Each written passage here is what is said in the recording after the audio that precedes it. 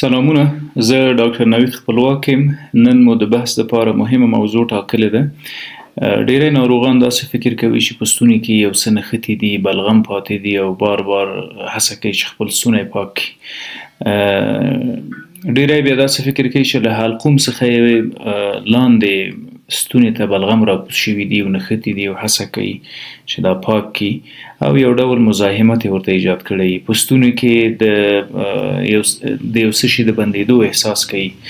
ژر هڅه کوي چې د خپل ستونی پاک کړي. ډیری وخت ډیر زر له بره نه د حلقومو له پوزې نه بلغم راځي ستوني ته او مریض احساس کوي چې دا دلته نښتي دي او دغه بلغم په حقیقت کې هم نښتي وي چې دلته وروسته راځو. ډیری وخت مریض داسې احساس کوي چې ګویا دا خوړل شوې ډوډۍ مې یا د دوی پاتې شوني به زما په ستوني کې نښتي وي. دا په حقیقت کې د مختلفو علتونو نه پیدا کیږي. ډیری وخت ناروغ الرژي لري، حساسیت لري. دغه حساسیتونه معمولا انوایرمنټل یا محیطي وي. په کوم محیط کې چې انسان ژوند کوي په هغه محیط کې د ځینو توکو د ځینو شیانو سره حساسیت لري، انوایرمنټل، چې په دې کې ډیر زیات د ډسټ یا ګرد و خاک ده یا دوړې دي چې په هغو کې مختلف ډول مواد د پوزې د لارې د وجود د مختلفو سیمو ته راننوځي او د حساسیتونو سبب ګرځي. ډیری وخت د ستوني حساسیت مریض ته دا احساس ورکوي چې ګویا دلته یو څه نښتي دي، یو تخریش یا مزاحمت موجود دی. یو مریض بار هڅه کوي چې دا موضوع د ستوني تخلیه کړي. ورسره ځینې حساسیتونه د خوړو له لارې هم پیدا کیږي. فود الرجي. ډیری وخت ناروغان د شیدو د څښلو سره الرجي لري، د مرچو د عطرونو سره الرجي لري. که چیرې عطر مشام ته راشي هم د الرژۍ سبب ګرځي. همدغه رقم دغه خوراکي توکي که چیرې راننوتل ستوني ته د ستوني مجرا نه تېرېدل نو دا د الرژۍ سبب ګرځي، د ستوني د تخریش او حتی د ټوخیو سبب هم ګرځي. د فود پایزنینګ د فود الرجي ترڅنګ هغه څه چې نور په دغه ساحه کې د ستوني د تخریش سبب ګرځي. مختلفې بکتریا او وایرسونه دي چې په هغې به بیا بکتریا او وایرسونه دي چې په هغې وروسته غږیږو. که چیرې حساسیتي موضوع موجوده وي نو بهتره ده چې د حساسیت ضد درملو نه هم استفاده وکړو او هغه څه چې د دغه حساسیتونو سبب ګرځي له هغو جلوګیري وکړو. که چیرې په ګرجن ماحول کې اوسیږو نو حداقل د ماسک نه باید استفاده وکړو. که خواړه مو پیژندلي وي چې د دغه حالت سبب ګرځي نو د هغې نه باید پرهیز وکړو، اوایډ کړو هغه خواړه.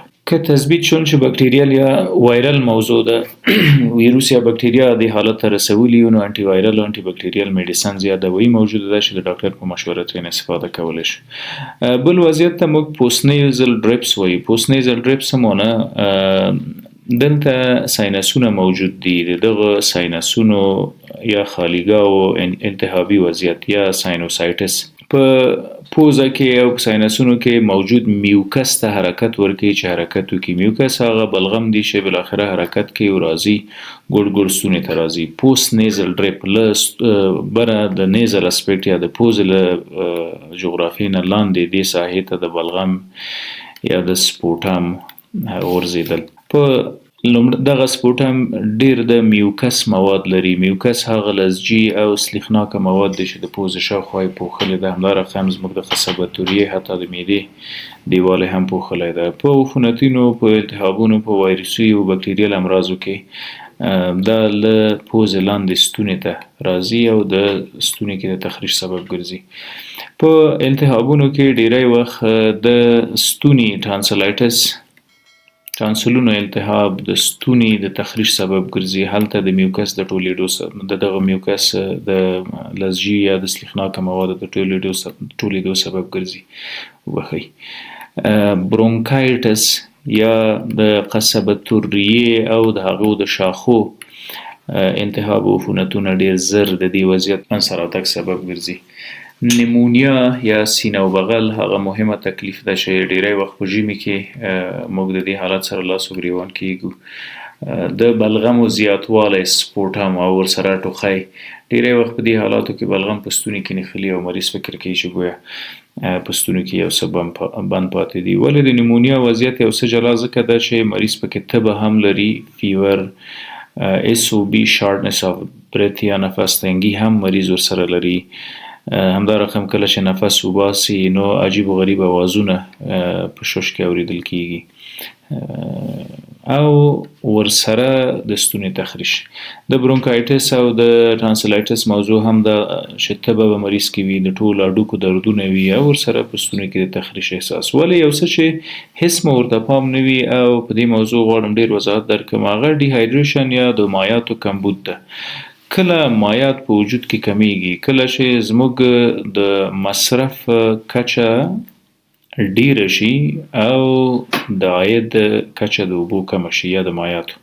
که چیرې موږ اوبه کمې څښو په ورځني ژوند کې نو د ډیهایډریشن سبب ګرځي. ډیهایډریشن یا د مایعاتو کمبود، دغه ډیهایډریشن په وړاندې کامپنسیټري میوکس پروډکشن کیږي، یعنی وجود د دې په خاطر چې د مایعاتو کمبود یې د غوښینو برخو ته یا د وجود نورو مختلفو انساجو ته صدمه ونه رسوي، پر سر میوکس را جوړي او دغه مواد زیاتیږي.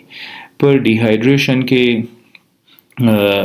لازمي ده چې بیرته مایعات وڅښو، اوبه وڅښو، د مختلفو جوسونو نه استفاده وکړو ترڅو د بدن مایعات پوره کړو. څنګه پوه شو چې زموږ د بدن مایعات پوره دي که نه؟ ګرچې دا موضوع خارج د بحث هم ده ولې مهمه ده. ګورئ، دوه ټریکس یا دوه لارې یا دوه ټیپس درښیم چې تاسو کولی شئ په هغې وپوهېږئ چې څومره اوبو ته ضرورت لرئ. که چیرې د تشو میتیازو رنګ تک سپین نه و، شایني یا لکه رڼې اوبه داسې نه ولې، زیړ و یا نور رنګونه ځان ته غوره کړي ول، نو مایعات کم دي. ډیهایډریشن یوه نښه ده، یعنې د ډیهایډریشن نه بلکې د مایعاتو د اوبو د کمبود نښه. دویم یو بل څه ته باید یو څه نظر اندازي وکړو. ګورئ، موږ په څلېرویشت ساعتو کې د تشو میتیازو جوړښت لرو، یورین، ورسره خولې کوو، سویټینګ، همدا رقم لاړې بهوو، سلایوا. په ډکو میتیازو کې موږ مایعات ضایع کوو، همدا رقم په ټیر یا په اوښکو کې زموږ له وجوده مایعات ځي. دا که د ورځې په پای کې ټول سره جمع کړو تقریبا 3 لیتره قدر مایعات موږ ضایع کوو. نو هرومرو خو د 3 لیترو څښل حتمي دي چې دا یا د جوس یا د اوبو یا د چای په شکل باید وڅښو.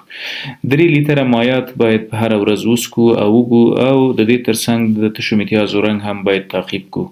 اوبو ته روڼ رنګ دا دلالت کوي چې په وجود کې اوبه پوره دي. که چیرې اوبه هم کمې شي، د بدن دفاعي سیستم دلته کامپنسیټري پروډکشن کوي. کامپنسیټري څه معنی؟ مایعات کم شول، میوکس یا دغه لزجي او سلیخناکه مواد زیات تولید شول چې د بدن مختلف ساحې وپوښي، لکه د ستوني ساحه، د مرۍ ساحه، د قصبة الریې ساحه، چې له بیرونه را روان میکروبونه او ویروسونه صدمه ورته ونه رسوي. ډیری وخت د معدې او د مرۍ ترمنځ شیردان په سمه توګه نه کنټرول کیږي. تیزاب بالاخره له معدې مرۍ ته راځي او له مرۍ اتومات راجګي قصبة الریې او ستوني ته د تخریش سبب ګرځي. دې حالت ته موږ ګسټرو اسافیګل ریفلکس ډیزیز یا ګرد وایو. نو که چیرې تیزاب د معدې نه مرۍ ته راجګېږي او د مرۍ ستوني ته راځي او هلته د تخریش سبب ګرځي او بالاخره له همدې ستوني قصبة الریې ته ننوځي او د برونکایټس او د التهابونو سبب ګرځي، باید دا وضعیت معالجه کړو. او د معالجې دپاره مختلفې لارې چارې دي. لایف سټایل موډیفیکیشن، هغه تغییر او تبدیل چې په ورځني ژوند کې لرو له هغې واخلئ تر د درملو تر استفادې پورې. لایف سټایل موډیفیکیشن. که علت د دې حالت نیمونیا سینه بغل او سینه بغل باید معالجه کړو، که حساسیتونه و حساسیتونه هم باید معالجه کړو، له منځه یوسو ترڅو موږ د دې وضعیت سره مخ نشو. یو څه چې مهمه دي زموږ په ټولنه کې، هغه ځینې ناروغان احساس داسې کوي، سنس یو فیل یو احساس لري چې ګویا زما په ستوني کې یو څه نښتي دي. حال دا چې هیڅ هم نه نښتي، نه سپورټ هم موجود وي، نه کوم بلغم موجود وي هغه ځای کې، نه میوکس موجود وي، دغه لزجي او چسبناک او سلیخناکه مواد، بلکې مریض احساس داسې کوي. کله چې تاریخچې ته ورځو پوښتنه ترې نه وکړو آیا زر غوسه کوې؟ بله، ډېر زر غوسه کېږم. غوسه کې لړزېږي؟ بلکل غوسه کې لړزېږم. د رواني ناروغۍ هغه ګراف یې لوړېږي او مختلف علائم لري، د ژور خفګان. په داسې حالاتو کې یوازې حس موجود وي، احساس موجود وي چې دا یو مزاحم مخرب احساس ده. انټي ډیپریسنټس او بیهیویر تراپي مهمه ده. انټي ډیپریسنټ هغه درمل دي چې ډیپریشن او دغه سټرس او انکزایټي کنټرولوي او په ټوله کې د مریض سر باید خلاص شي، ورته وویل شي چې هلته هیڅ هم نه دي بند پاتې، بلکې ته احساس داسې کوي. ځکه ډیری وخت په رواني تکلیف مبتلا ناروغان بیا دې حالت ته اطلاق کوي چې ګویا موږ د مرۍ په سرطان باندې مبتلا شوي یو، ځکه داسې یو شی مو هلته په ستوني کې نښتی ده. همدا چې یو سمپل رواني ناروغي وي، ده تشویش وړ نه وي. مننه.